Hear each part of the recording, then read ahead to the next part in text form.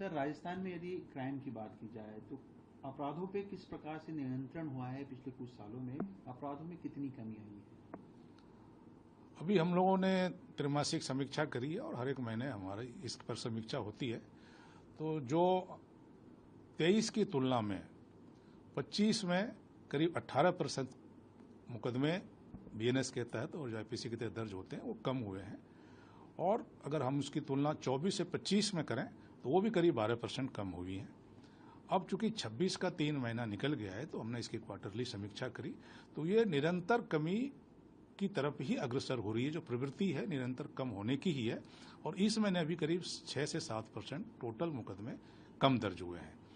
यही नहीं, हम इसकी समीक्षा शीर्षवार भी करते हैं कि टोटल तो कम हो रहे हैं लेकिन किन किन धाराओं में कम हो रहे हैं। तो जैसे गंभीर प्रकृति के जो अपराध हैं, हत्या के प्रयास, लूट, डकैती, इन सब में कमी दर्ज हो रही है लगातार।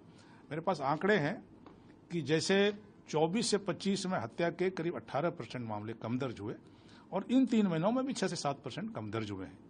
इसी तरह लूट के जो बड़ी क्राइम माने जाते हैं, पब्लिक प्लेसेस पर क्राइम होती हैं और उससे एक पुलिस की छवि पर भी नकारात्मक प्रभाव पड़ता है, उसमें भारी कमी दर्ज हुई है। 23 से 25 में करीब 45% के मुकदमे कम दर्ज हुए और मार्च इस महीने तक अभी तक 24% मुकदमे कम दर्ज हुए।